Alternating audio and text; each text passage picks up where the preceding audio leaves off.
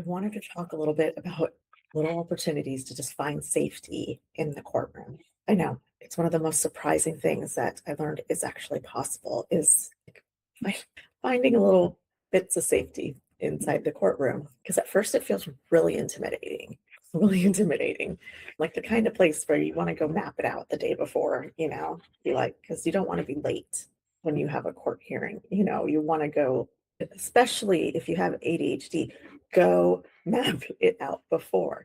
You don't want to be running late for your court hearing, and you don't want to be frantic and stressed when you sit down in that chair.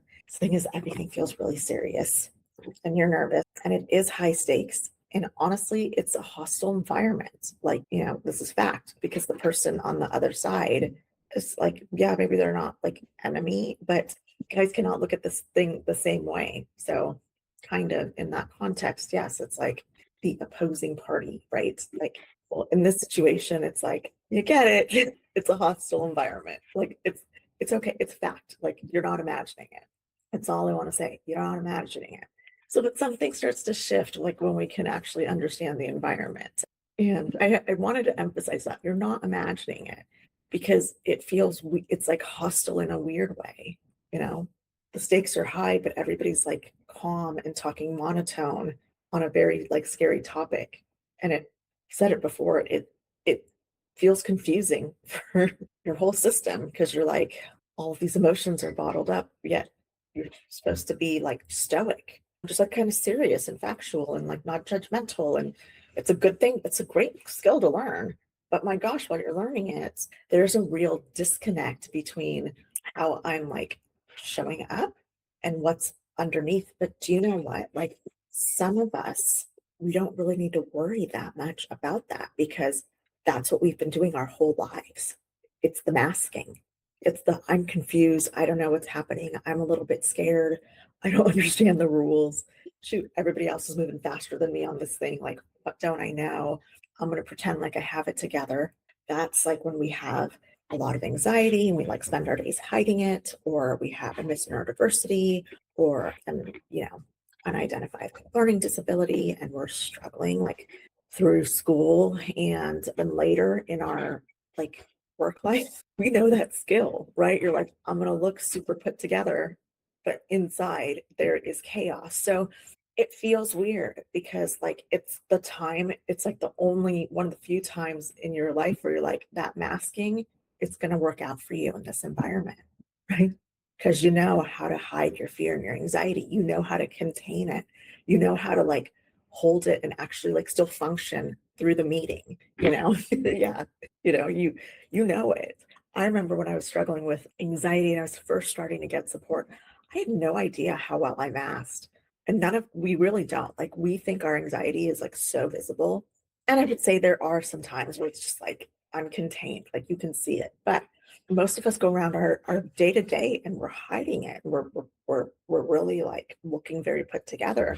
And so, we would do this thing where you would like kind of check in the morning and they'd be like, what's your like distress level this morning? And I just remember there was this one day that I was like sitting there, and I was like just starting to learn some tools and dealing with anxiety. And keep in mind, like I've been like hanging on for like a multi-year family crisis, so my body was like all out of whack. But I just remember sitting there like, and my hands, we can't see them, but they're like gripping the chair. And I was like, oh, I'm at 8, on the scale of distress. It goes really high. And it's nice to get friends who also have anxiety and like meet friends. This is why like group therapy is kind of awesome. Honestly, like I think group therapy has a bad rap to it, but it's actually kind of cool to like meet other people and you're like, you struggle too, because I wouldn't have guessed that looking at you. Yeah, because like, friends came up to me and they're like, really? Like you looked great. You look like you were like a 2. And I was like, obviously they didn't see like my hand was like gripping the chair, So if you're in the courtroom, just grip the chair, and that masking, it's a well-honed skill and it can work for you in this environment intentionally. Like you did not know that this is what you were training for, but you get to use it, It's not ideal, but you're like, I got the skill, like might as well let it work to your benefit. It's a hostile environment, and you have to look put together. So the thing is that when we start to like actually understand the environment and more and understand that the judge is like a human being who's like at work for him, and the other side's lawyer is like also a human being just at work doing their job. And you're like, oh, they have roles and they have responsibilities and they do have rules that they need to follow. And it's really weird that like for them, this is just a day on the job, you know? And for you, you're like, this is one of the hardest periods of my life. Like, and I have to like come into your place of employment and understand what you do and like all that anxiety of like what are all of the invisible rules in this environment. It is kind of weird. And also I think there's like this like a weird appreciation that you're like, oh, your jobs are really serious. Like, why was I so stressed about my job before? Like what you guys are responsible for, which is also scary, right? Because we know that not everyone who shows up in their environments is like the A player, like mistakes happen. I mean, it happens in surgeries, it happens in other situations. So it's a vulnerable period for us because you're kind of like, it's kind of hard not to feel like a cog in the system, but you're like, but we are important cogs, like our family situation is like very important to us. Yeah. Like that's what it feels like. Like you're like, no, no, no, this is like, how do I say it? And I keep thinking about that doctor who I saw before my LASIK surgery. And I remember I was so nervous. Like I was just so nervous, and it's one of those things that like sitting in the chair, I was like, I can still back out. Yeah, when we had the conversation with him, I could still back out.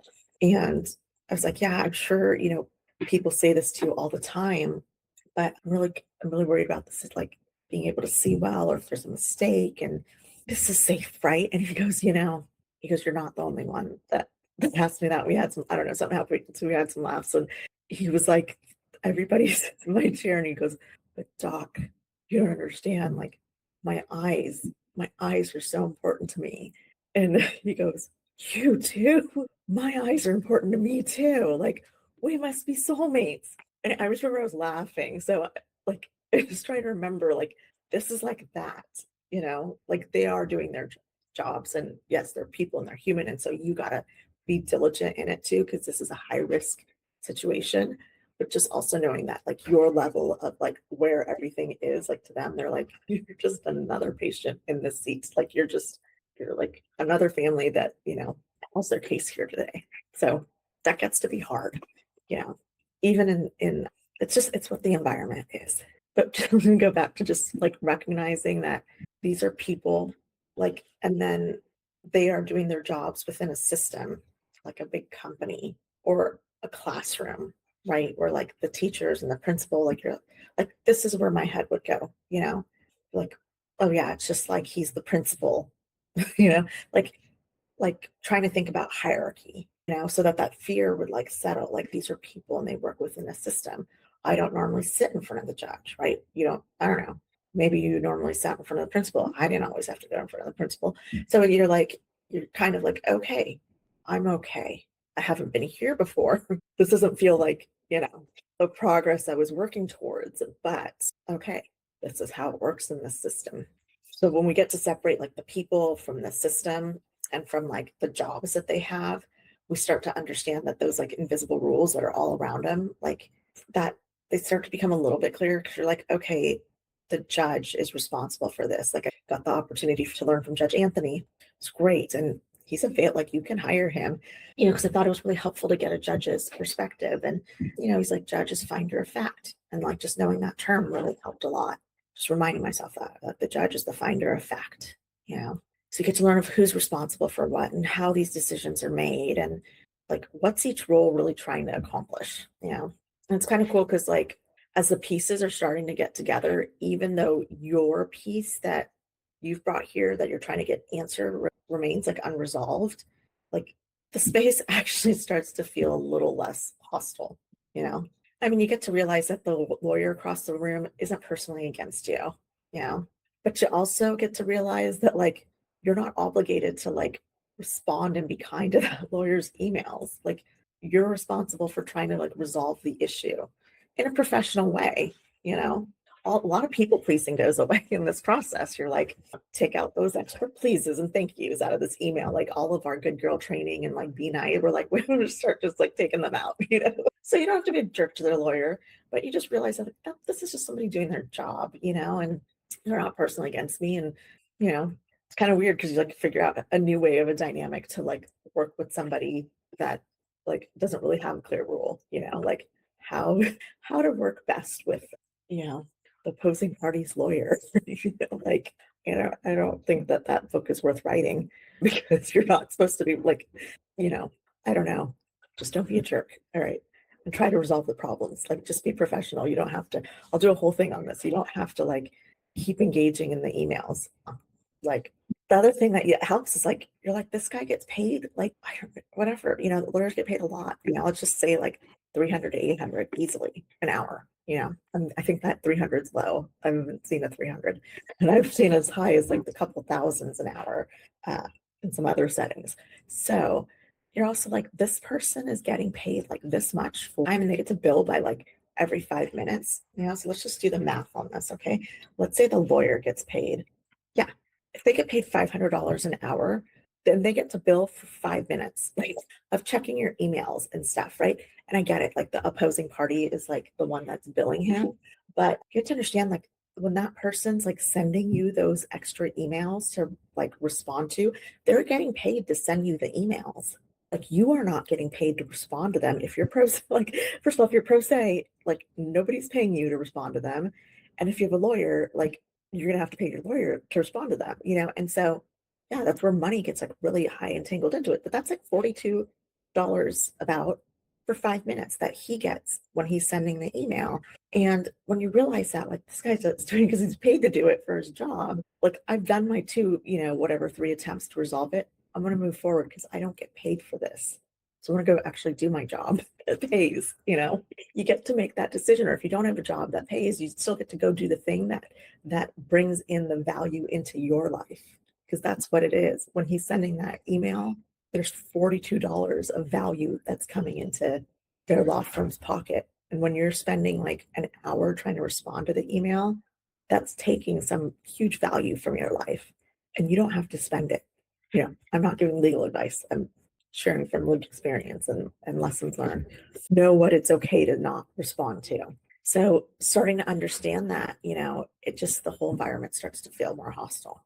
And weirdly, it can almost feel a little bit freeing because you're like, yeah, what other environment was I like allowed to be like, no, no, no, you could just leave this hanging, you know?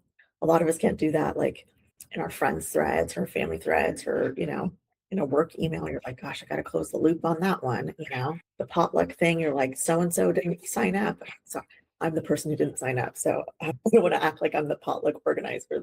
I'm not good at that stuff. But you know what I mean? Like you are managing stuff in your environment.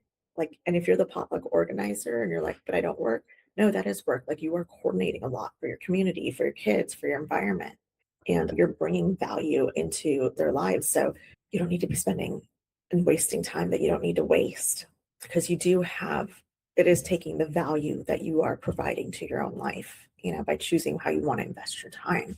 So things like that become a little bit freeing because you get to kind of see the big picture, and you get to give yourself permission to be like, oh, I've done what the courts expect of me, you know. I did that part well. So when we're like human beings and we're like in this situation where we're with people who are doing their jobs inside a system that they didn't design themselves, but it is designed to manage like really serious decisions, like really serious decisions. You know, it's a lot to navigate, you know. And so once we get some of the tools in to start to see that environment a little bit more clearly and just understand that people are doing their jobs, it kind of helps to take out that like layer that just makes it feel so personal, you know. That part's hard because like it's not even like you don't even care about this. And you're, you know, so it comes in all these different ways. So you get to take all that and you kind of get to like process it by just seeing yourself in a day-to-day of their job, you know, and then figuring out how do we be effective and successful given all of that. But the beauty of it is that once certain parts start to become more clear, you know, parts of the system start to become more clear, the same way that parts of a puzzle start to become clear, right? Once the pieces started coming together. And once that happens, it's like the unknown or the confusion, like that starts to go down. So our fear starts to go down, and then the anxiety starts to go down. And when all of that happens, like we get to have a little bit more of like a stable footing, as we're just like walking through this phase or crawling through it as it feels like sometimes because you're just like so exhausted, that it feels so like hard to move through it. Yeah, these little parts are in our control, and they do make like a really huge difference. I hope that helps.